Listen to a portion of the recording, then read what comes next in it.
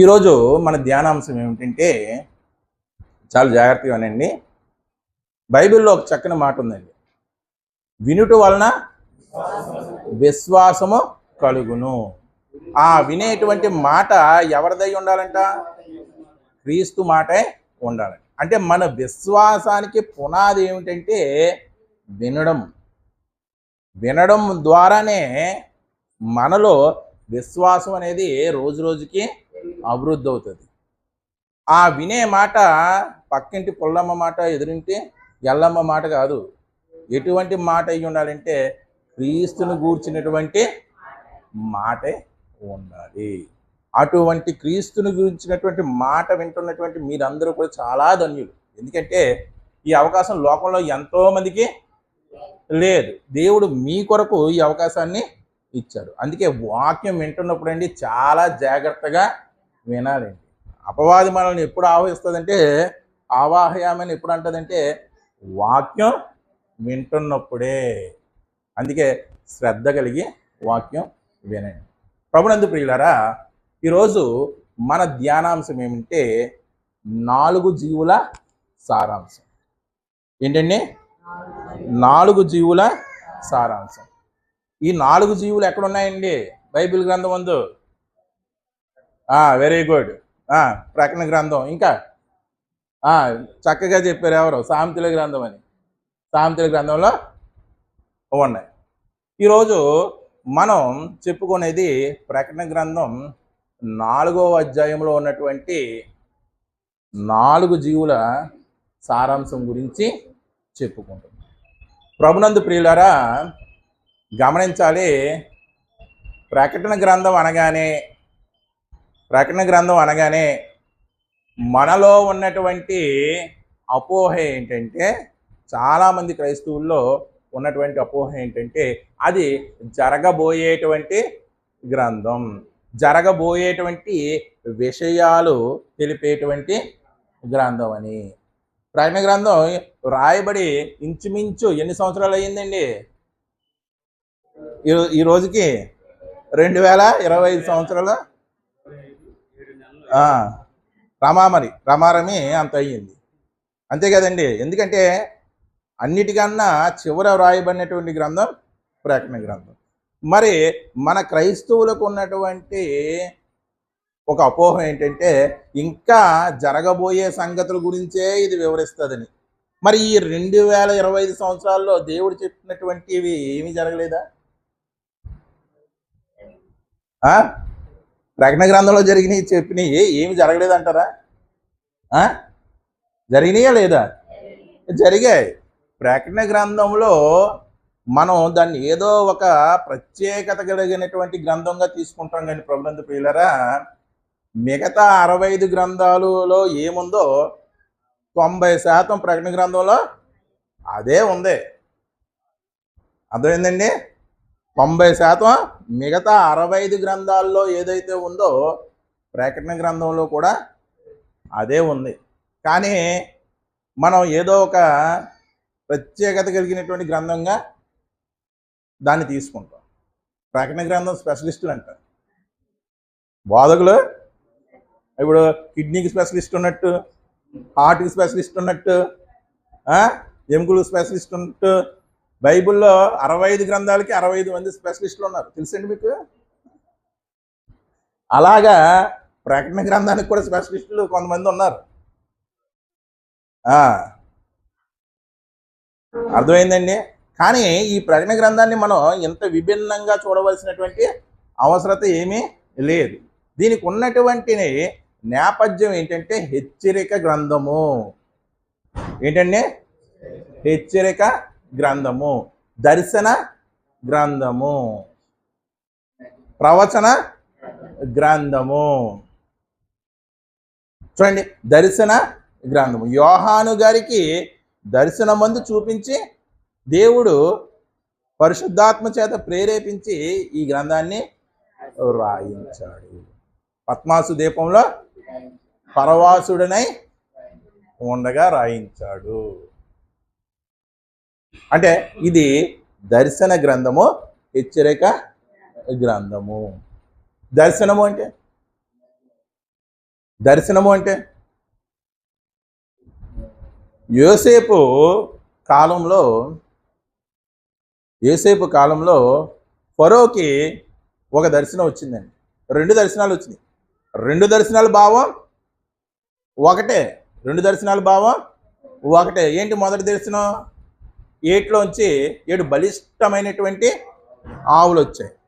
ఆ బలిష్టమైనటువంటి ఆవులు ఏటి ఒడ్డున ఉంటే అదే ఏట్లోంచి మళ్ళీ ఏమొచ్చినాయి?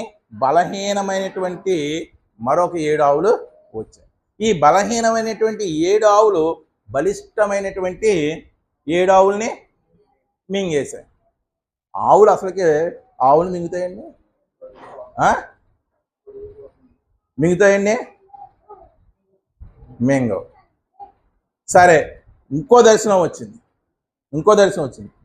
పుష్టిగా ఉన్నటువంటి 7 వెన్నులు ఉన్నాయి.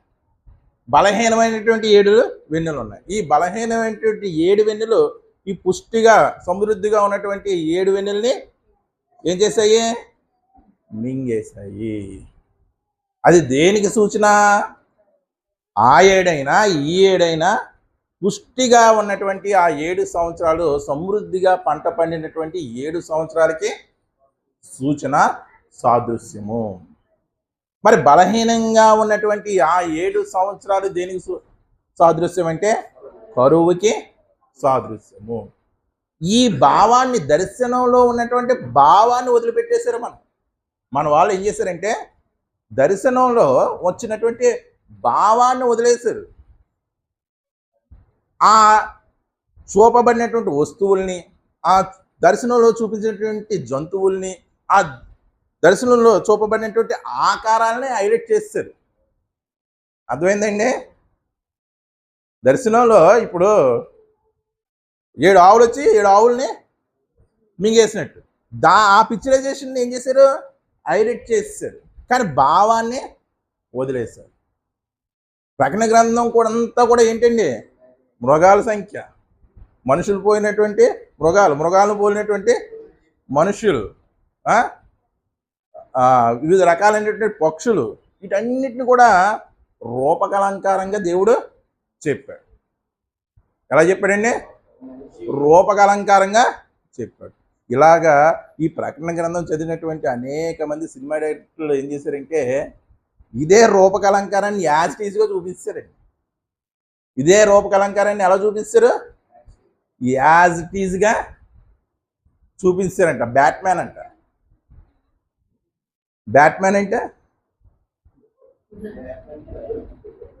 చెప్పండి, బ్యాట్మ్యాన్ అంటే ఏంటి? గబ్బిలో మనిషి. బ్యాట్మ్యాన్ అంటే ఏంటి? ఆ మనిషికి ఉన్నటువంటి పోలిక ఏంటంట? గబ్బిలం వంటి పోలిక కలిగినటువంటి మనిషి. స్పైడర్ మ్యాన్ ఏంటండి? అవన్నీ ఎక్కడి నుంచి వచ్చినాయి అనుకుంటారు? ఈ ఇమాజినేషన్ నుంచే. ఎంతకీ అవి చూపించి వీళ్ళు ప్రపంచానికి అవి చూపించడం వల్ల అవి హైలైట్ అయిపోయినాయి. అలాగే ప్రపంచంలో ఇప్పటికీ కూడా చాలా మంది క్రైస్తవులు ఏమనుకుంటున్నారంటే ప్రకటన గ్రంథంలో ఉన్నటువంటి క్రూర మృగాలు నిజంగా వస్తాయి, ప్రకటన గ్రంథంలో ఉన్నటువంటి వస్తువులు మరలా మనకి కనపడతాయి, పాత్రలు అంటే పాత్రలని,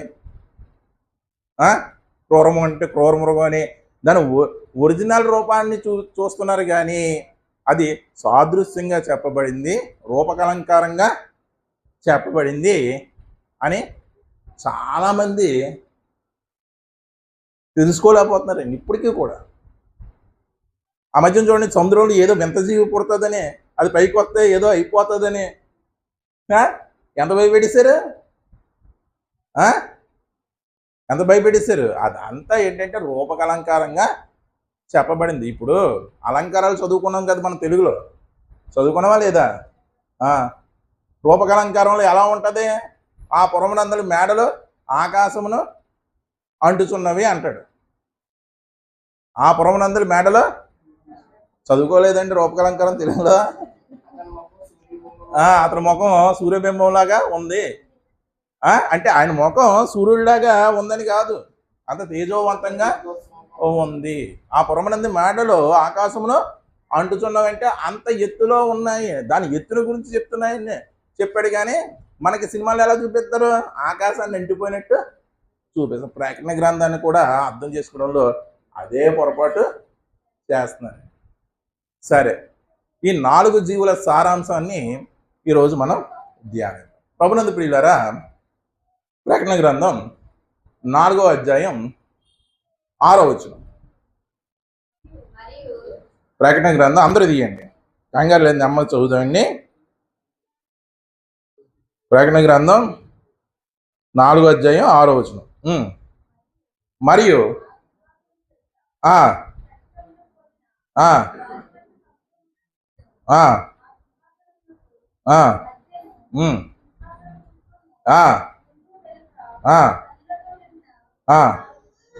చూడండి ఎలా ఉన్నాయంట 4 జీవులు.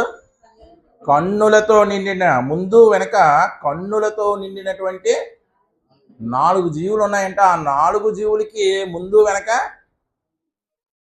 కన్నులేనంట. మొదటి జీవి సింహాసనం కాదండి, సింహము వంటిది. రెండవ జీవి దూడ వంటిది. మూడవ జీవి మనుష్యుని ముఖము వంటి ముఖము గలది. నాలుగో జీవి ఈ 4వ జీవి ఎటువంటిదంటే ఎగురుచున్నటువంటి పక్షిరాజు వంటిదంట. మొదటి జీవం ఏంటంట? సింహం వంటిదంట. రెండవ జీవి ఏంటంట? దూడ వంటిది. మూడవ జీవి ఏంటంట? మనుషుని ముఖము పోలినటువంటి ముఖము గలది అంట. 4వ జీవి ఎగురుచున్నటువంటి పక్షిరాజు వంటిది. ఈ 4 జీవుల సారాంశాన్ని ప్రకటన గ్రంథంలో దేవుడు చెప్పాడు. మరి ప్రకటన గ్రంథంలోనే చెప్పాడా? మరి ఇంక ఏ గ్రంథంలోనే చెప్పలేదా? ఇందాక చెప్పాను కదండి, ప్రకటన గ్రంథం అంటే మిగతా 65 గ్రంథాల్లో ఏవైతే ఉన్నాయో వాటిని హెచ్చరికగా ప్రకటన గ్రంథంలో దేవుడు చెప్పాడు. ఇంచుమించు 90%. ఒక 10-20% మాత్రమే కొత్తవి ఉంటాయి. అర్థమైందండి? మరి ఇదే విషయాన్ని దేవుడు ఎక్కడ ప్రస్తావించాడు? యెహెజ్కేలు గ్రంథం 1వ అధ్యాయం 10 నుంచి చూద్దామండి. యెహెజ్కేలు గ్రంథం 1వ అధ్యాయం 10 నుండి చదవండి. ఆ 4 యొక్క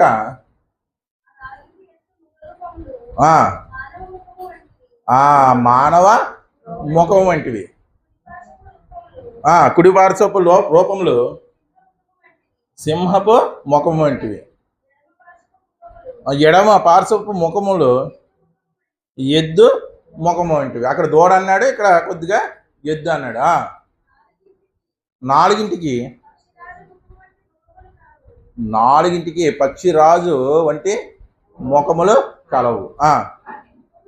వాటి ముఖములను రెక్కలను వేరువేరుగా ఉండెను. ఒక్కొక్క జీవి రెక్కల్లో ఒక రెక్క. చాలండి. అంటే చూడండి, ప్రకటన గ్రంథంలో ఏదైతే చెప్పబడిందో ఇంచుమించుగా యెహెజ్కేలు గ్రంథంలో కూడా దేవుడు అదే వ్రాయించాడు. అంటే యెహెజ్కేలు గ్రంథము చదువుతున్నప్పుడు మనకి అది సరిగ్గా మనం అర్థం చేసుకోలేదు అనుకోండి, హెచ్చరికగా ఎక్కడ రాయించాడు? మళ్ళీ ప్రకటన గ్రంథంలో రూపకలంకారంగా దాన్ని రాయించాడు. చూడండి, ఇప్పుడు ఒక టీచర్ ఉన్నాడు అనుకోండి, పాఠం చెప్పేసిన తర్వాత పాఠంలో కొన్ని పాయింట్లు మళ్ళీ రిపీట్ చేసి చెప్తాడు. ఎందుకు? అవే ఇంపార్టెంట్ అయినవి. ఎక్కడ పిల్లలు మిస్ అయిపోతారో మళ్ళీ మొత్తం పాఠం అంతా చెప్పడు. ఇంపార్టెంట్ ఏదైతే ఉంటుందో ఆ పాయింట్లు మళ్ళీ ఏం చేస్తారు?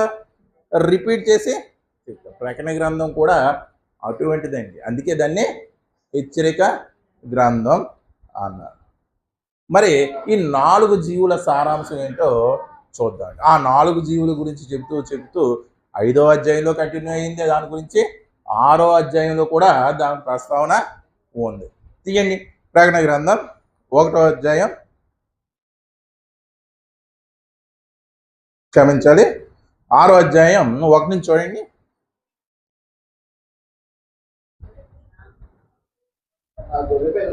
ఆ గొర్రెపిల్ల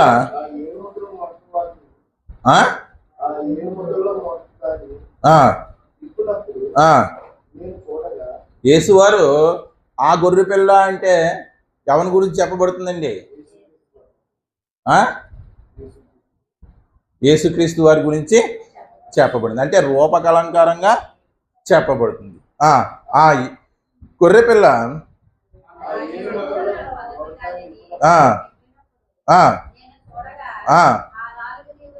ఆ 4 జీవుల్లో ఒకటి రమ్ము అని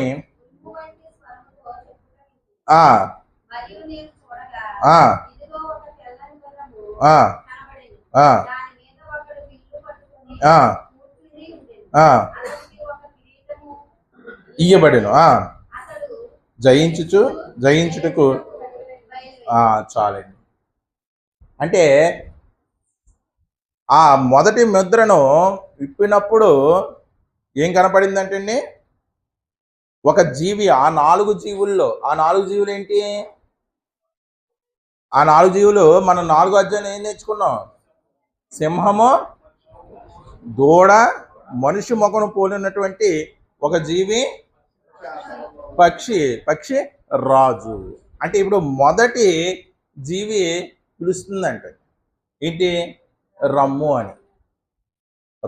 అని పిలిచినప్పుడు అక్కడ జరుగుతున్నది ఏమిటి అని మనం చూస్తే, మరియు నేను చూడగా ఇదిగో ఒక తెల్లని గుర్రము కనబడెను. ఒక తెల్లని గుర్రం కనబడెను. తెల్లని గుర్రం ఎవరిదండి?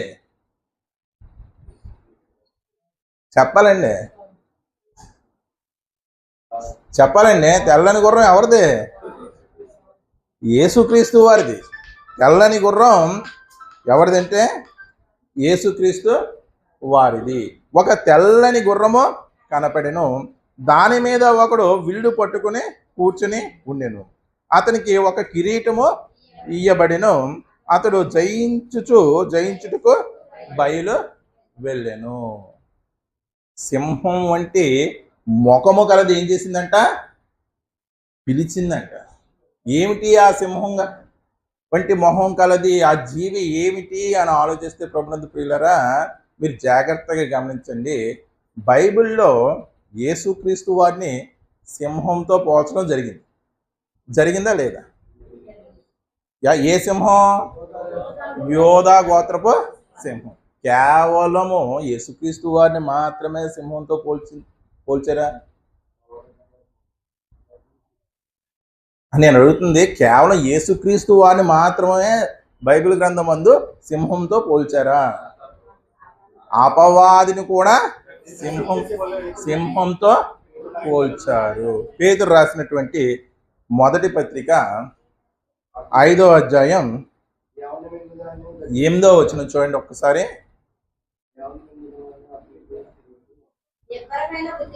చూడండి, నిబ్బరమైనటువంటి బుద్ధి గలవారై మెలకువగా ఉండుడి. మీ విరోధి అయినటువంటి అపవాది గర్జించు సింహం వలె ఎవరిని మింగుదునా అని తిరుగుచున్నాడు. అంటే అపవాదిని కూడా సింహంతో పోల్చబడింది. సింహం అనగానే క్రూర మృగం అనే పేరు ఎవరికి ఉంది?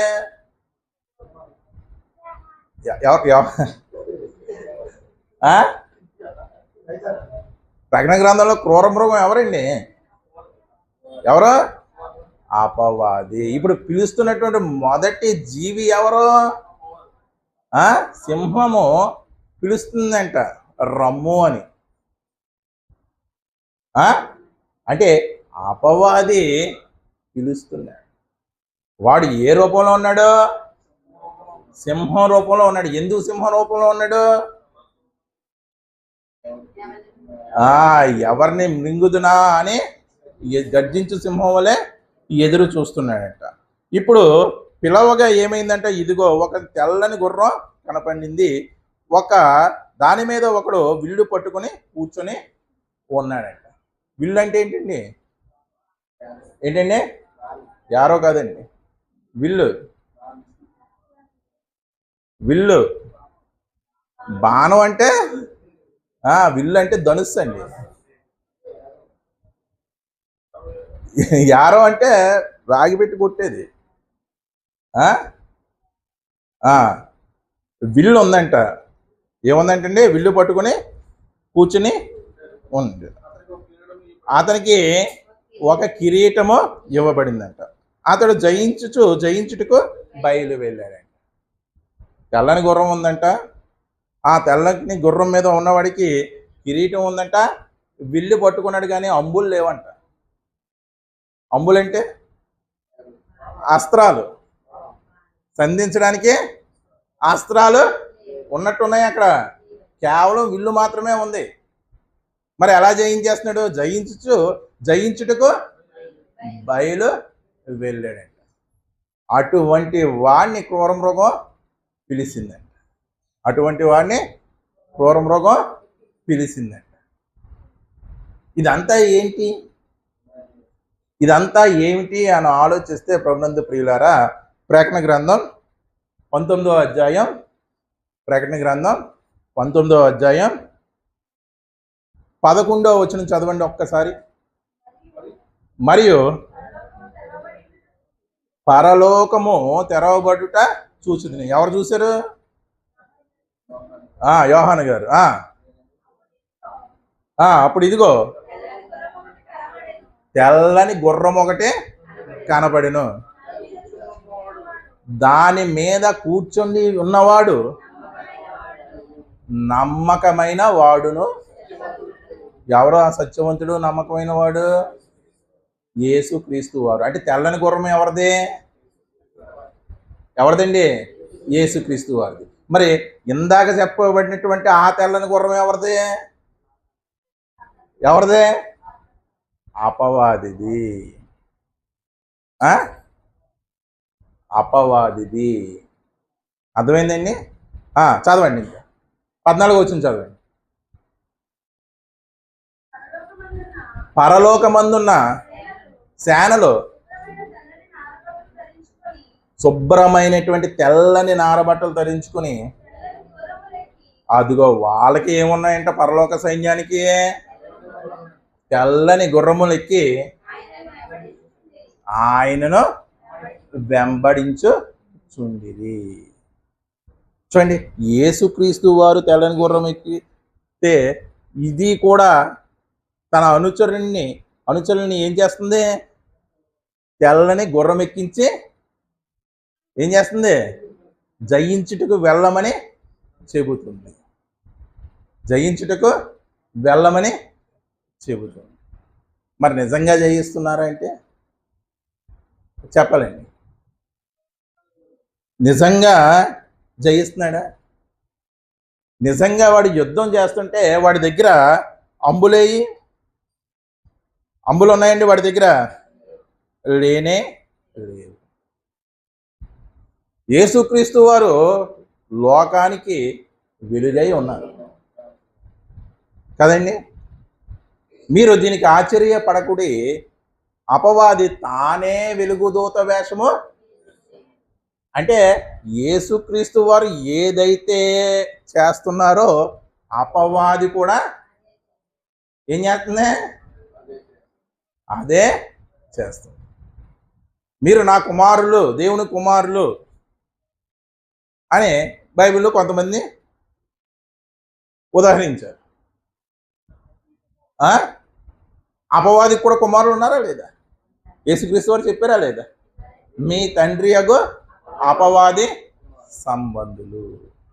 మీరు మీ తండ్రి యగు అపవాది సంబంధులు. వాడి యొక్క ఉద్దేశములను మీరు నెరవేర్చగోరుచున్నారు. అంటే ఇది ఏం చేస్తుంది? ఈ క్రూరమృగం ఏం చేస్తుంది అంటే, ఇదిగో పరిశుద్ధత వేషం ధరించుకుంది. తెల్లని వస్త్రాలు దేనికి సూచన అండి? పరిశుద్ధత వేషం ధరించుకుంది. ధరించుకొని మేము కూడా దేవుని సేవ చేస్తున్నాము. మేము కూడా దేవుని సేవ చేస్తున్నామని ఏమి చేస్తుందంటే అబద్ధ బోధకుల్ని ప్రేరేపిస్తుంది. ఏం చేస్తుందండి? అబద్ధ బోధకుల్ని ప్రేరేపిస్తుంది. దొంగ అపోస్తుల్ని, దొంగ ప్రవక్తల్ని ఇది ఏం చేస్తుందండి? ప్రేరేపిస్తుంది. ఇంకా నమ్మకం కలగటదా మీకు? ఇంకా నమ్మకం కలగటదా? కొరింథీయులకు రాసినటువంటి 2వ పత్రిక 11వ అధ్యాయం 13వ వచనం. ఏలయనగా అదిగోండి, ఏలయనగా అట్టి వారు క్రీస్తు యొక్క అపోస్తులు ఎవరండి? 12 మంది శిష్యులు. మరి అపోస్తుల వేషం ధరించుకుందంట. అర్థమైందండి మీకు? క్రీస్తు యొక్క అపోస్తుల అనేకులు క్రీస్తు యొక్క అపోస్తుల వేషము ధరించుకున్న వారై ఉండి దొంగ అపోస్తులను, మోసకారులను పనివారై ఉండి చదవండి, మళ్ళీ ఒకసారి స్పష్టంగా చదవండి. ఏలయనగా అట్టివారు క్రీస్తు యొక్క అపోస్తుల వేషమును చూడండి. 19వ అధ్యాయంలో క్రీస్తు తెల్లని గుర్రం ఎక్కి తెల్లని వస్త్రాలు వేసుకుంటే, ఇక్కడ మనం మొదటి జీవి పిలవగా వచ్చిన వాడు ఏ వస్త్రాలు ధరించుకున్నాడు? వాడు తెల్లని వస్త్రాలు ధరించుకుని తెల్లని గుర్రాన్ని ఎక్కాడు. వాడి చేతిలోనే వీళ్ళు, అందుకని బాణాలు లేవు. కానీ అంతా జయించేస్తున్నట్టు ఏం చేశాడు? భ్రమ పరుస్తున్నాడు. అంటే అది అక్కడ ఒరిజినల్, ఇక్కడ ఏంటి? డూప్లికేట్. అంటే సినిమాల్లో చూసారు ఎప్పుడన్నా? సినిమాల్లో హీరో ఇలా అంటే 10 మంది వెళ్ళిపోతారు. ఈ చేతితో ఇలా అంటే 10 మంది వెళ్ళిపోతారు. నిజ జీవితంలో ఈ చెయ్యి కూడా ఎత్తలేడు. మరి ఏంటి? అంతా గ్రాఫిక్స్. అంతా ఏంటి? గ్రాఫిక్స్. అది కూడా గ్రాఫిక్సే. ఆడు జయించడానికి వెళ్ళాడు కానీ మనల్ని భ్రమతో జయిస్తున్నాడు వాడు. ఎలాగా? క్రీస్తు యొక్క అపోస్తుల వేషం ధరించుకుని దొంగ అపోస్తులను, మోసకాండ్రును పనివారై ఉన్నారు. దొంగ అపోస్తులు మోసకరమైనటువంటి పనివారై ఉన్నారు. ఎవరు వీళ్ళు? దుర్బోధకులు. ఇది ఏమి అతిశయం కాదు. దీన్ని ఆశ్చర్యపోవాల్సిన ఆశ్చర్యం కాదు. అది ఇందాక చెప్పాను కదండి, సాతాను తానే వెలుగుదూత వేషము ధరించుకుని మనల్ని ఏం చేస్తుందంటే మోసము చేస్తుంది. మత్తయి సువార్త చూడండి ఒకసారి.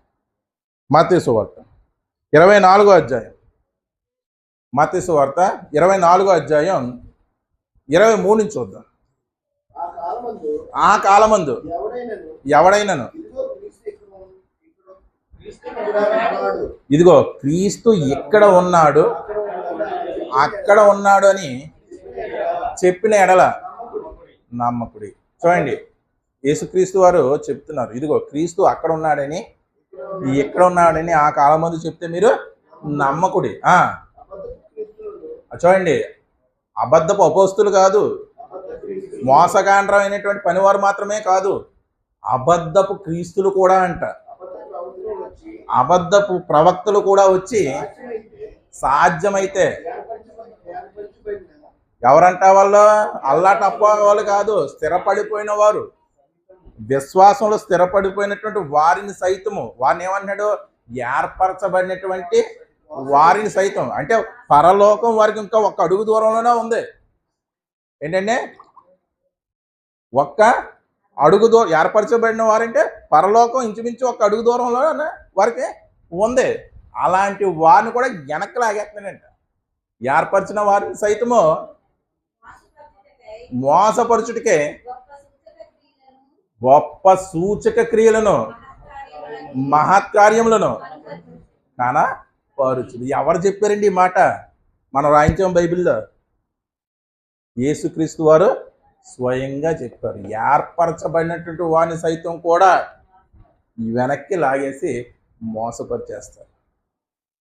అనేక అద్భుతాలు చూపిస్తారంట వాళ్ళు, అనేక మహత్కార్యాలు, అనేక సూచక క్రియలు చూపిస్తారు. చూపించటాలదే ఈరోజు స్వస్థతల పేరిట చూపించటాలదండి. అనేక అద్భుతాలు అలా జరిగిపోతున్నాయి, ఇలా జరిగిపోతున్నాయని చూపించటాలదా?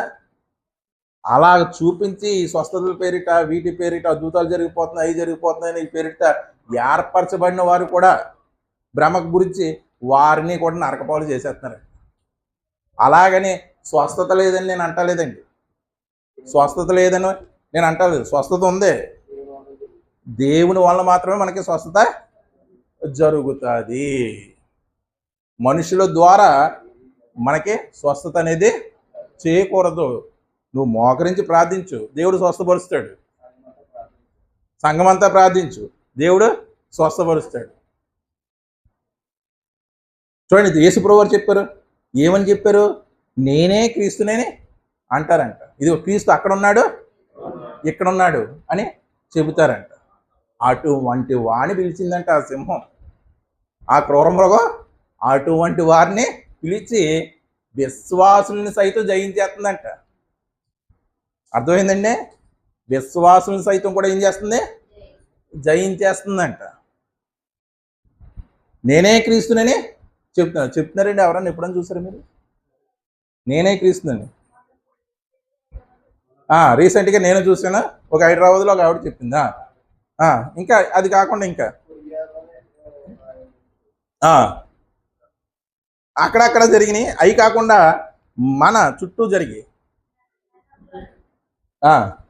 నేనే క్రీస్తునని. ఇప్పుడు నేను చెప్తాను చూడండి. క్రీస్తు అనే శబ్దానికి ఏంటి? ఎవరు అభిషక్తుడు? యేసుక్రీస్తు వారు మాత్రమే అభిషక్తుడు. అభిషేకం చేయబడినటువంటి గొప్ప దైవ జనులు ఏమని ప్రకటించుకుంటారు? అభిషేకం చేయబడినటువంటి. మరి అభిషేకం చేయబడినటువంటి గొప్ప దైవజనులు ఏమవుతాడు? అభిషక్తుడు అవుతాడు. అభిషక్తుడు అనే పేరుకి అర్థం ఏంటి? మరి క్రీస్తా చెప్పాలండి.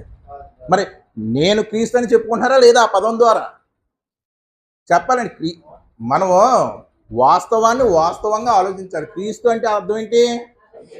అభిషక్తుడు. అభిషక్తుడు ఎవరో? ఒకే ఒక్కరు. ఎవరో? యేసుక్రీస్తు వారు. అన్ని నామముల కంటే పై నామంగా దేవుడు ఉంచాడు. ఆ నామం మళ్ళీ ఎవరికి ఉందా? ఒకవేళ ఉంటే అన్ని నామముల కంటే పై నామం అవుతుంది అది. ఇప్పుడు క్రీస్తు అనే శబ్దానికి అర్థం తీసుకుందాం, అభిషక్తుడు. మరి నువ్వు ప్రకటించుకుంటున్నావేంటి? అభిషేకం చేయబడినటువంటి గొప్ప దైవం అంటే నేనే క్రీస్తు అని చెప్పుకుంటున్నారా లేదా? అర్థమైందండి నేను చెప్పింది? చెప్పుకుంటున్నారా లేదా? అంటే మన మధ్య ఉన్నారా లేదా? అంటే నేనే క్రీస్తు అని డైరెక్ట్గా చెప్పుకోవటాలు. ఆ పదం యొక్క అర్థాన్ని వాళ్ళకు ఆపాదించుకుని చెప్పుకుంటున్నారు. మన వాళ్ళు కూడా ఏంటంటే అభిషేకం ఉంటేనే దైవజనులు. మన వాళ్ళు అలా మర్చిపోయారు. Next reverend. రెవరెండ్ అంటే వెరీ గుడ్, బాగా చెప్పారు. పూజార్హుడు, పూజనీయుడు రెండు ఒకటే. ఎవరు మాత్రం పూజనీయుడు? మరి మనుషుడు పూజనీయుడు ఏంటి? చెప్పుకుంటున్నారా లేదా? నేనే క్రీస్తునని చెప్పుకుంటున్నారా లేదా? అలాగా దొంగ అపోస్తుల్ని, దొంగ క్రీస్తుల్ని, దొంగ బోధకుల్ని, దొంగ ప్రవక్తల్ని పిలిచిందండి సింహం. వీళ్ళ జయించేస్తున్నారు. అందుకే యేసుక్రీస్తు వారు రెండో రాకడలో నేను వచ్చేటప్పుడు భూమి మీద విశ్వాసమును కనుగొందున. ఏముండదు భూమి మీద అప్పటికి? విశ్వాసం ఉండదు. రక్షించబడేవారు కొంతమందే, నాశనానికి పోయేవారు అనేకులు. పరలోకానికి వెళ్ళేటువంటి మార్గం ఎలా ఉంటుందని చెప్పాడు? ఇరుకు మార్గం. నరకానికి పోయేది నేషనల్ హైవేలా ఉంటుంది, 6 లైన్ 8 లైన్. పరలోకానికి వెళ్ళేటువంటి మార్గం కొంత రోడ్డులా ఉంటుంది. ఎంత కష్టపడి వెళ్ళాలి? ఏ మార్గంలో ప్రవేశించమన్నాడు? ఇరుకు మార్గంలో ప్రవేశించమన్నాడు. చూడండి, మొదటి జీవి ఎలాగ భ్రమపరుస్తుందో. అక్కడ యేసుక్రీస్తు వారు తెల్లని గుర్రం ఎక్కి, తన సైన్యం కూడా తెల్లని గుర్రాలు ఎక్కి, తెల్లని వస్త్రాలు ధరించుకొని, నార వస్త్రాలు ధరించుకొని వెళ్తుంటే వీడు కూడా అదే వేషం వేసి. దీనికి మోసపోకుడి, దీనికి ఆశ్చర్యపడకడి. సాతాను తానే వెలుగుదూత వేషం వేసి. ఇదండి మొదటి జీవి సారాంశం. రెండవ జీవి ఏంటంట? రెండో జీవి ఏంటో చూద్దామండి. రెండో జీవి ఏంటంట? దూడ అంట. ఏంటంటే ఆయన రెండవ ముద్ర చదవండి. విప్పినప్పుడు రమ్ము అని రెండవ జీవి చెప్పుట వింటిని. అప్పుడు ఎర్రనిదైనా, ఇప్పుడు మొదట ఏ గుర్రం వచ్చింది? తెల్లని గుర్రం వచ్చింది. తెల్లని వస్త్రాలు ధరించుకున్న అపవాది అనుచరుడు వచ్చాడు. రెండో జీవి పిలిస్తే ఎర్రనిదైనటువంటి ఒక గుర్రము బయలు వెళ్ళిందంట. మనుషులు ఒకనికి ఒకడు చంపుకున్నట్లు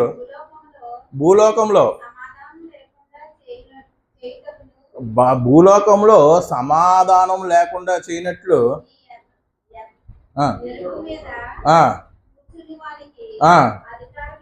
ఈ ఎర్రని గుర్రం మీద కూడా వాడు కూర్చున్నాడంట. ఆ ఎర్రని గుర్రం మీద ఉన్నవాడికి అధికారము ఇవ్వబడిందంట. ఏమిటి ఆ అధికారము? మనుషులు ఒకరిని ఒకడు చంపుకున్నట్లు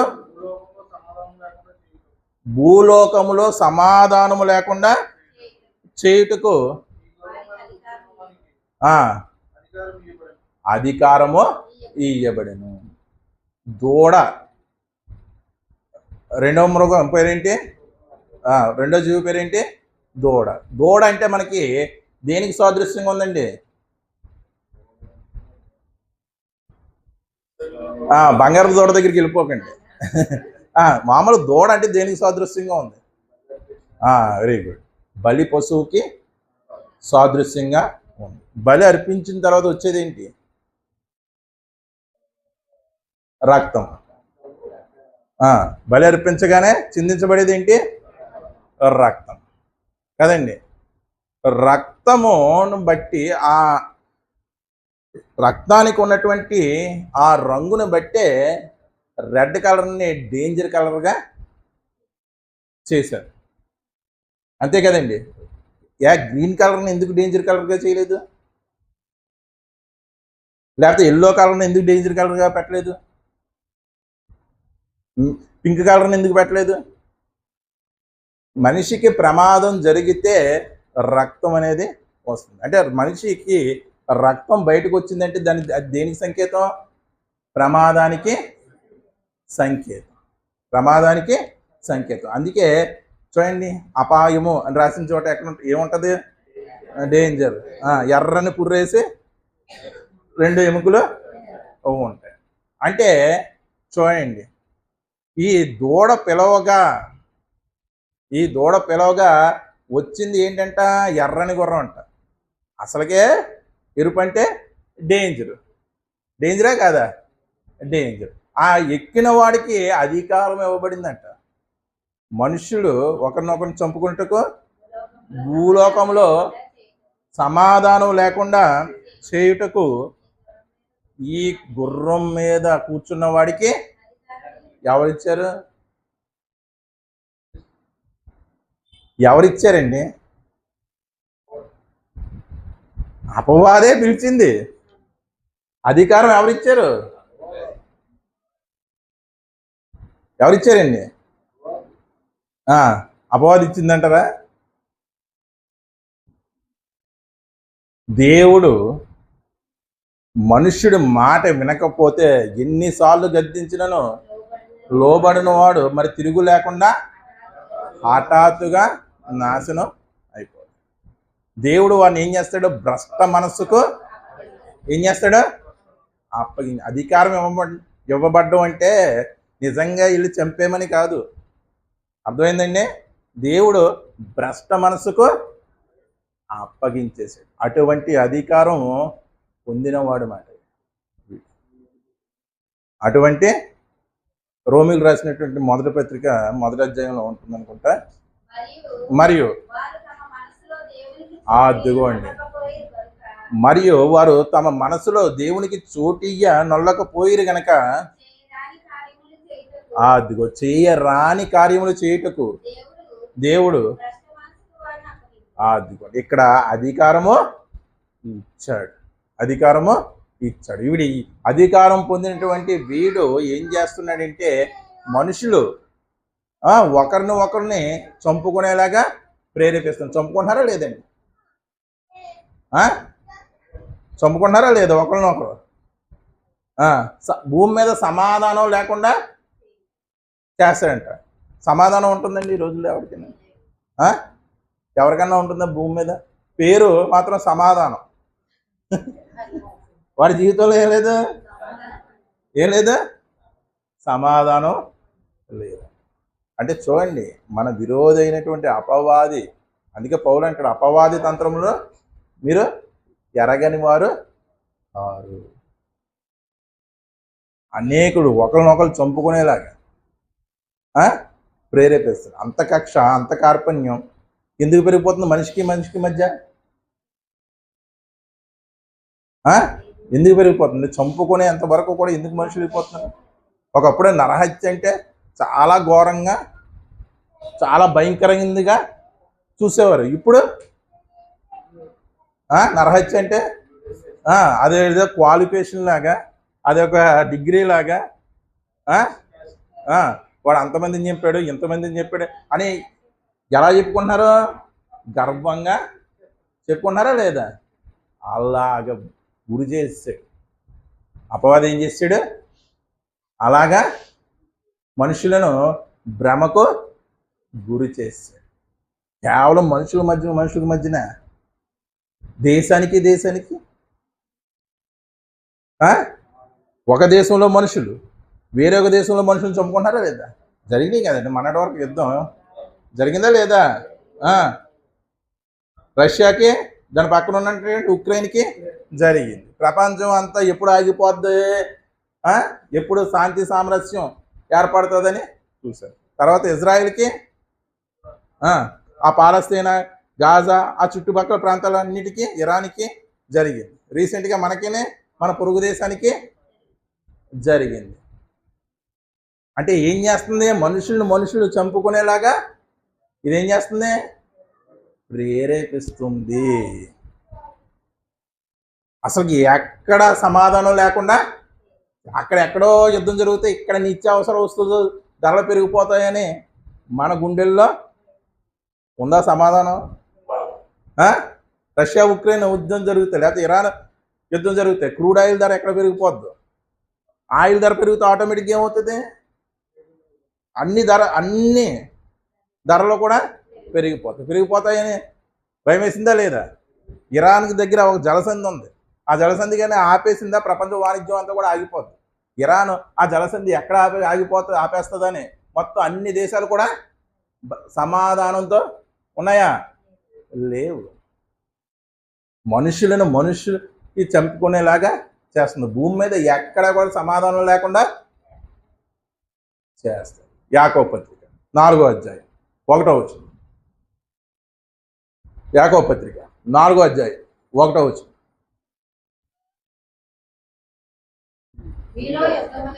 మీలో యుద్ధములు పోరాటములు అదిగోండి, మీలో యుద్ధములు, మీలో అంటే ఈ దేహంలో మనుషులుగా ఉన్నటువంటి మీ దేహంలో యుద్ధములు పోరాటములు దేని నుండి కలుగుతున్నవి? అదిగో అంటే దేంట్లో జరుగుతుంది యుద్ధం? దేహంలో జరుగుతుంది యుద్ధం. ఒక దేశం మీద యుద్ధం చెయ్యాలి అని ఆ దేశ అధ్యక్షుడికి మొదట మనసులో ఆలోచన పుట్టాలా లేదండి? అప్పుడు మాత్రమే యుద్ధం జరుగుతుంది. అదే చెప్తున్నాడు, మీలో యుద్ధములు పోరాటములు దేని నుండి కలుగుతున్నవి? మీ అవయవముల్లో పోరాడే భోగేచ్ఛలు అంటే భోగమును అనుభవించాలనే ఇచ్చలు. ఇచ్చ అంటే కోరిక. భోగాన్ని అనుభవించాలి. ప్రపంచంలో మాదే నెంబర్ 1 దేశంగా ఉండాలి. నెంబర్ 1 దేశంగా మేము భోగభాగ్యాలు అనుభవించాలి. దానికోసం వేరే దేశం బలైపోయినా పర్వాలేదు. వేరే దేశాన్ని బలి పశువుగా చేసినా పర్వాలేదు. వేరే దేశం ఒక బలి దూడగా చేసినా పర్వాలేదు. రక్తం చెందినా అలా ఉన్నాయా లేదా? దేశాలు ఇప్పుడు ఉన్నాయా లేదా? అలా ప్రేరేపిస్తుందంటే ఆ దూడ. ఇశ్రాయేల్ ఏం చేసుకున్నారు? దూడని బంగారు దూడ చేసుకుని ఏం చేసుకున్నారు? వాళ్ళనే ప్రేరేపించింది. ఐగుప్తు నుండి మమ్మల్ని విడిపించి ఎక్కడి వరకు తీసుకొచ్చింది ఇదే అన్నారు. ఏంటి దూడ? వాళ్ళకి తెలియదండి. యెహోవా దేవుడు తీసుకొచ్చాడని వారికి తెలీదా? మరి ఇదే అన్నారు. ఏం చేసింది? అలా ప్రేరేపించేసింది ఆ దూడ. ఆ దూడ కూడా దేనికి సాదృశ్యంగా ఉంది? ఇశ్రాయేలీయుల యొక్క ఆలోచనలు మార్చేసినట్టు ఈరోజు ప్రపంచ దేశాల మనుషుల యొక్క రాజ్యాధినేతల యొక్క ఆలోచనలు మార్చేసి దేశం మీదకి దేశం, మనుషులకి మీద మనుషులు ఏం చేస్తుంది? ఉసుకొలుపుతుంది.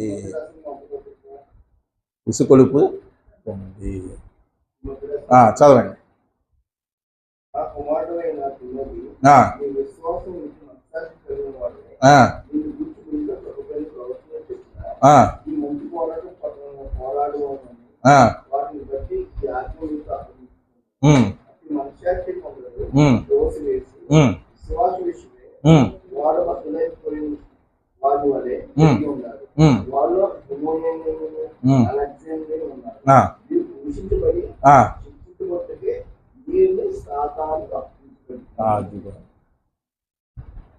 తిమోతి రాసినటువంటి మొదటి పత్రిక 1వ అధ్యాయం 18 నుంచి 20 వచనాలు. ఆ 20 వచనం చివరి భాగంలో విశ్వాసం నుండి తొలగిపోయిన వారు, విశ్వాస భ్రష్టులైన వారిని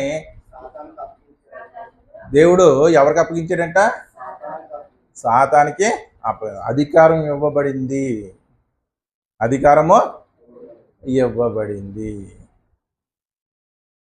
అందరూ ప్రేరేపించబడండి. దేవుని సొత్తు అయినటువంటి ప్రజలు, పరిశుద్ధులు వీడి చేత ప్రేరేపించబడరు.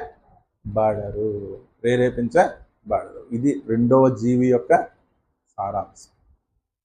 మొదటి జీవి ఏంటి? నిద్ర వచ్చేస్తుందండి. మొదటి జీవి ఏంటి? మొదటి గుర్రం కలర్ ఏంటి? తెల్లని గుర్రం. 2వ జీవి ఏంటి? దూడ. 2వ గుర్రం కలర్ ఏంటి? 3వ జీవి ఏంటి? 3వ జీవి ఏంటండి?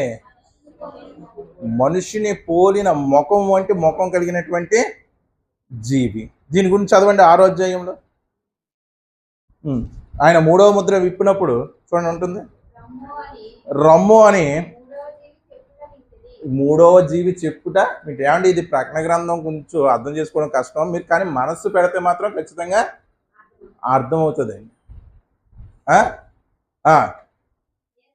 ఇప్పుడు సబ్జెక్టులు అన్నింటిలో మ్యాథ్స్ ఎలా కష్టమో చెప్పాలంటే ప్రకటన గ్రంథం అలాగే కష్టం.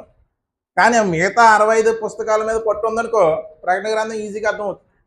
మిగతా 65 పుస్తకాల మీద మనకు పట్టు లేదనుకో, ఇది ఏదో ఒక స్పెషలిస్ట్ గ్రంథం లాగా చూస్తాం. ఎక్కాలు, కూడికలు, తీసివేతలు, గుణకారాలు, భాగాహారాలు బాగా వచ్చినాయి అనుకో మీకు, లెక్కలతో మీరు ఆడుకుంటారు. లేకపోతే అవి రాలేదనుకో, లెక్కలు మనల్ని ఆడుకుంటాయి. అలా ఉంటుందండి ఈ ప్రకటన గ్రంథం. చదవండి. నేను చూడగా ఇదిగో ఇది ఇది ఈ గుర్రం ఏంటంటే నల్లని గుర్రము కనబడిన దాని మీద ఒకడు త్రాసు చేత పట్టుకుని కూర్చుండి. మరియు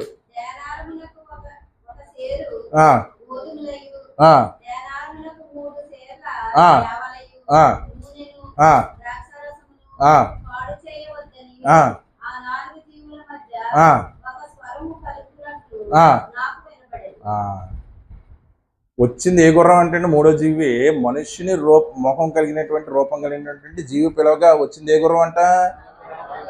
నల్లని గుర్రం. ఆ నల్లని గుర్రం మీద ఉన్నటువంటి వ్యక్తి ఏం పట్టుకున్నాడంట? త్రాసు ఎందుకు పట్టుకున్నాడు? మొదటి గుర్రం మీద ఉన్న వ్యక్తికి విల్లు ఉంది కానీ బాణాలు లేవు. రెండో గుర్రం మీద కూర్చున్నవాడు అసలుకే వాడే అపాయం. వాడు ఏమీ లేకుండానే జనాల మధ్య చిచ్చు పెట్టేస్తున్నాడు, దేశాల మధ్య చిచ్చు పెట్టేస్తున్నాడు. ఇప్పుడు కనపడింది ఏ గుర్రం అంట? నల్లని గుర్రం. ఆ నల్లని గుర్రం మీద కూర్చున్నవాడు ఏం పట్టుకున్నాడంట? త్రాసు. త్రాసు దేనికి సూచన?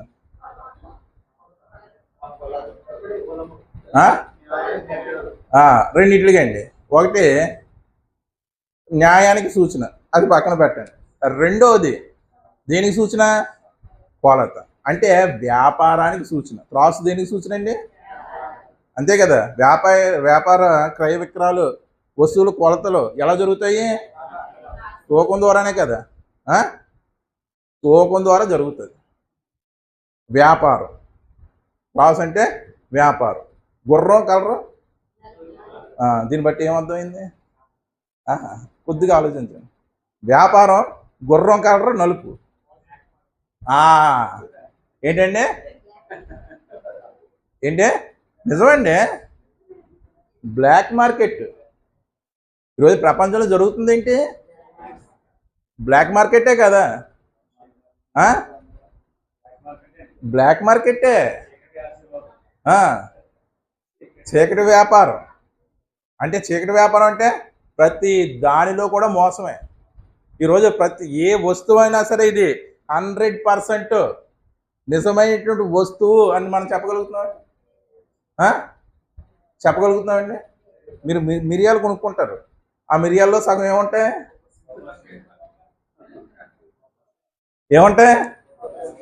పాలు కల్తీ, పెరుగు కల్తీ, అన్నీ కల్తీ. అధికారం ఇవ్వబడింది, జనాలను అలాగా మోసం చేస్తుంది.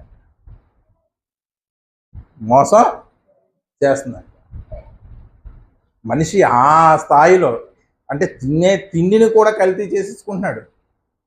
తినే తిండిని కూడా ఏం చేస్తున్నాడు? కల్తీ చేసి. ఎక్కడ చూసినా కూడా ఈరోజు కల్తీయే. మనకి రోగాలు, వ్యాధులు పెరిగిపోవడానికి కారణం ఏంటి? ఏ కల్తీ ఆహారం తినడం వల్లనే. కల్తీ ఆహారం తినడం వల్ల అంత డేంజర్. అది మూడో జీవి సారాంశం. నాలుగో జీవి ఎటువంటిదంట? పక్షిరాజు, ఎగురుచున్న పక్షిరాజు వంటిదంట. ఎటువంటిదంటే ఎగురుచున్న పక్షిరాజు వంటిదంట. ఆయన 4వ ముద్ర విప్పినప్పుడు రమ్ము అని 4వ జీవి చెప్పుట వింటిని. అప్పుడు నేను చూడగా ఇదిగో పాండుర వర్ణం అంట. మొదటిది ఏంటి? ఏ వర్ణం అండి? తెల్లంది. రెండవది ఎర్రనింది. మూడవది నల్లంది. నాలుగవది పాండుర వర్ణం అంటే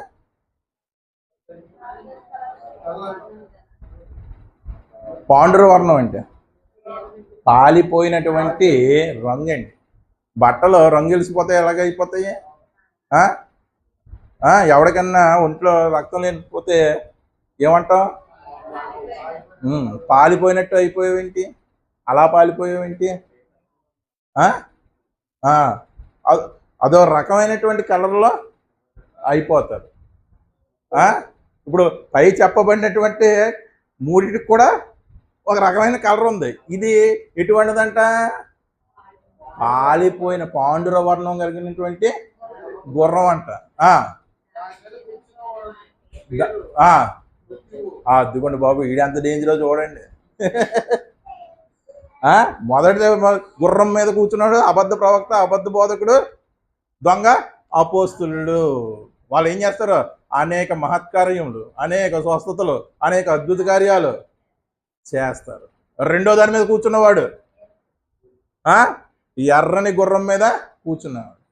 వాడు మనుషుల మధ్య సమాధానం లేకుండా మనిషి చంపుకునేలాగా, దేశం మీదకి దేశం ఉసుగొలుపుకునేలాగా చేస్తాడు. మూడో వాడు నలుపు, చీకటి సామ్రాజ్యానికి అధినేత, బ్లాక్ మార్కెటింగ్. ఇప్పుడు నాలుగోవాడు పైన చెప్పిన మూడిట్లుగానే డేంజరు. ఎవడ? మృత్యు అంట. ఇది పేరు వినడానికే భయంగా ఉంది,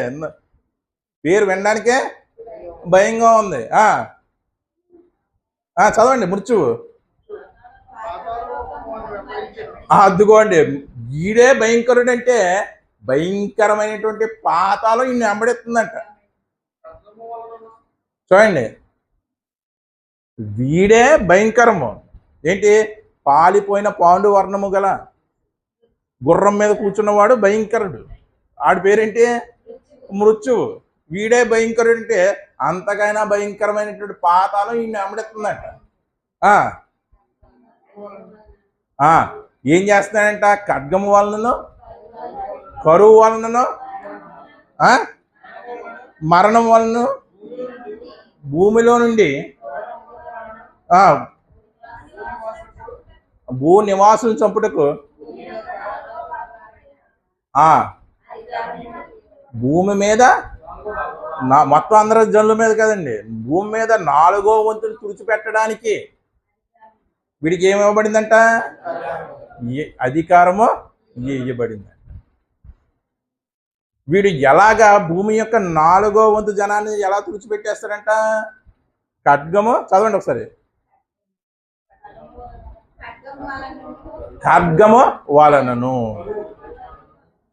కరువు వలను, ఖడ్గము వలనను. ఖడ్గం అంటే ఆయుధం. బైబిల్లో ఖడ్గం అని దేని గురించి ప్రస్తావించబడింది? వాక్యం గురించి. 2 అంచులు గల ఎటువంటి ఖడ్గం కంటే వాడిగా ఉండేది ఏంటి? వాక్యము. అటువంటి వాక్యాన్నే అదే ఖడ్గము చేత ఆ వాక్యాన్ని తిప్పి దొంగ వాక్యముగా మార్చేసి, అబద్ధ బోధకుగా మార్చేసి ఏం చేస్తుందంట? విశ్వాసుల్ని భ్రష్టులుగా చేసి వాళ్ళు బ్రతికున్నా సరే చచ్చిన వారుగా చేస్తుందా లేదా? బ్రతికున్న పేరు నీకు ఉన్నది, కానీ నువ్వు మృతుడివే.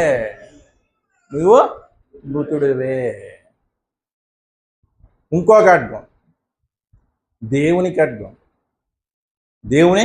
ఖడ్గం. దేవుని ఆయుధాలు ఏంటండి? దేవుని ఆయుధాలు ఏంటండి? భూమి, నీరు, నింగి, పంచభూతాలే దేవుని ఆయుధాలు. దేవునికి లోబడిన మనిషి మీదకి పంచభూతాలు ఏమవుతాయి? విరుచుకి పడతాయి. అది దేవుని ఖడ్గం. సునామీ వచ్చింది, తుడిసిపట్టుపోయిందా లేదా? చాలా వరకు అదే భూమి యొక్క 4వ భాగం మీద ఉన్నటువంటి జనులను తుడిచిపెట్టడానికి వాడికి అధికారం ఇవ్వబడింది. కరువు ఎప్పటి నుంచి సంభవిస్తుందండి? కరువు బైబిల్లో ఐగుప్తు దేశం ఆది కాండం నుంచి కూడా మనం కరువుని గురించి చూస్తున్నాం. ఇప్పటికీ కూడా కరువులు ఉన్నాయా లేవా? సోమాలియా, ఇథియోపియా ఇలాంటి పేద దేశాల్లో భయంకరమైనటువంటి కరువు. ఇంకా దేని వల్ల తీసేస్తాడండి జనాల్ని? మరణము వాళ్ళను అండి. ఎన్ని మందులు వచ్చినా కుదరని రోగాలు, వింత రోగాలు, వైద్యులకి అంతపట్టలేనటువంటి రోగాలు వస్తున్నాయా లేదా? వస్తున్నాయి. ఇంతకీ ఈ నాలుగో జీవి ఏంటి?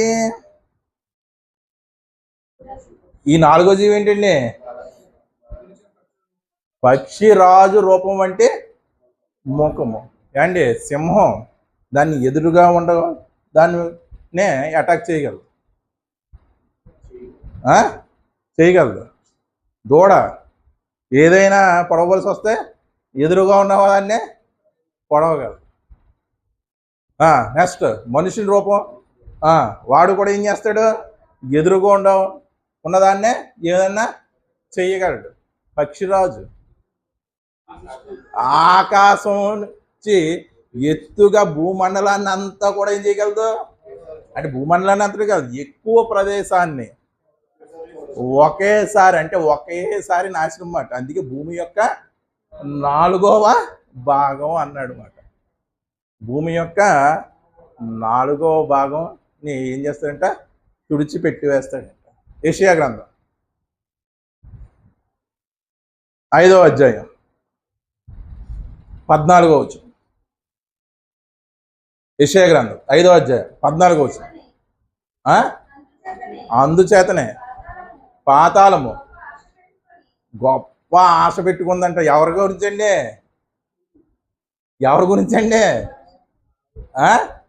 మనుషుల గురించి గొప్ప ఆశ పెట్టుకుని, అపరిమితం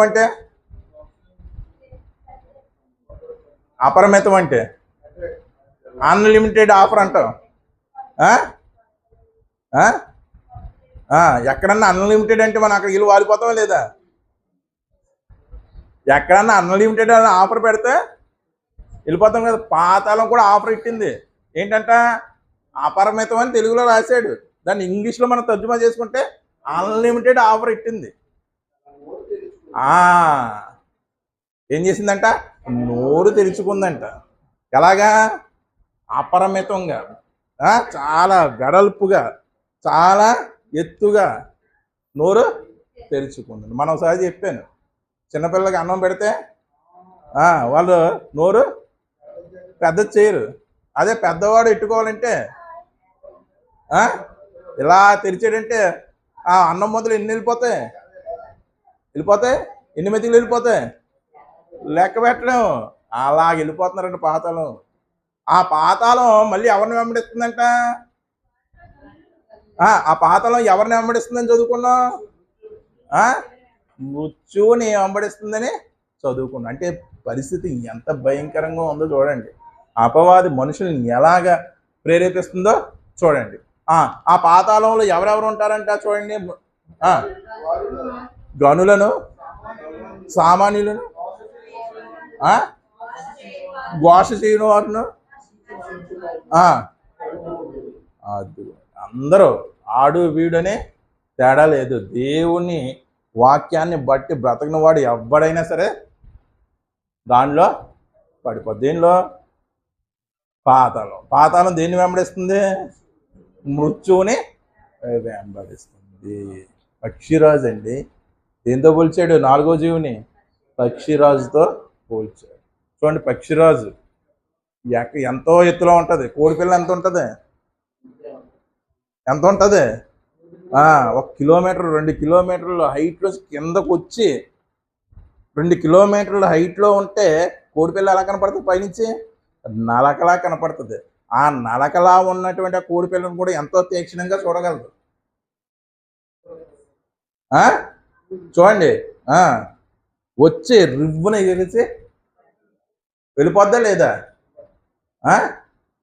ఇప్పుడు ఇంకా యుద్ధాలు కాదండి, జీవ రసాయన ఆయుధాలు తయారైపోయాయి. ఇప్పుడు మనుషుల్లో ఇక మనిషిని చంపుకోకూడదు. అలాగా చంపుకుంటే దేశం ఏదో అలా తీసుకుంటే అది దేశంలో కొంతమంది మాత్రమే మనం చంపగలం, మొత్తం దేశం మొత్తం కూడా తుడిచిపెట్టిపోవాలి. అందుకే ఏం చేశారు, జీవరసాయన ఆయుధాలు అంటే దేశం మొత్తం కూడా వారికి హస్తగతం అవ్వాలి. ఆ జీవరసాయన ఆయుధాలని పైకి తీసుకెళ్ళి ఆ దేశం మీద ప్రయోగించారంటే పక్షిరాజు అంత ఎత్తు అయినటువంటి పైకి తీసుకెళ్ళి వచ్చినాయి కదా డ్రోన్లు ఇయ్యి, వచ్చినాయా లేదా? ఒక దేశం మీద ఆ జీవరసాయన ఆయుధాలను ప్రయోగిస్తే యుద్ధం అవసరమా? బాంబులు అవసరమా? హైడ్రోజన్ బాంబు అవసరమా? అణుబాంబులు అవసరమా? ఏం అవసరం లేదు, ఏమీ అవసరం లేదు. దేశం మొత్తం కూడా కొలాప్స్ అయిపోతుంది. కరోనా అలాంటిది కదా, ఓ జీవరసాయన ఆయుధమా కాదా? ఎక్కడి నుంచి వదలగలుగుతారు? పైనుంచి. పక్షి రాజుతో పోల్చాడంటే రాబోయే దినాలు అంత భయంకరంగా ఉంటాయి. బాంబులు ఇవి కాదు, అణుబాంబులు ఇవి కాదు, రాబోయే యుగాలు ఏంటంటే జీవ రసాయన ఆయుధాలతో విరుచుకి పడతారు. దేశం మీదకి దేశం వారు చెప్పారు కదా. చూడండి మత్తయి సువార్త 20 చూసి ముందుంచుకుంది 24వ అధ్యాయం 3వ వచనం అనుకుంటా.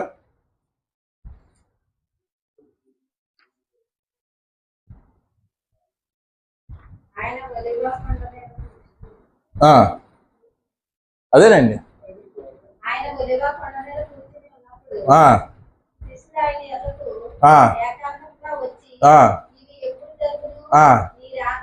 ఇవి ఎప్పుడు జరుగునంటే ఆ ముందు ఏం చెప్పారంటే దేవాలయం చూపించి ఈ దేవాలయం నిలిచి ఉండదు, రాతి మీద రాయి లేకుండా పోద్ది అని చెప్పారు. దాని గురించి ప్రస్తావిస్తూ ఇవి ఎప్పుడు జరుగునని అడుగుతున్నారు అనమాట.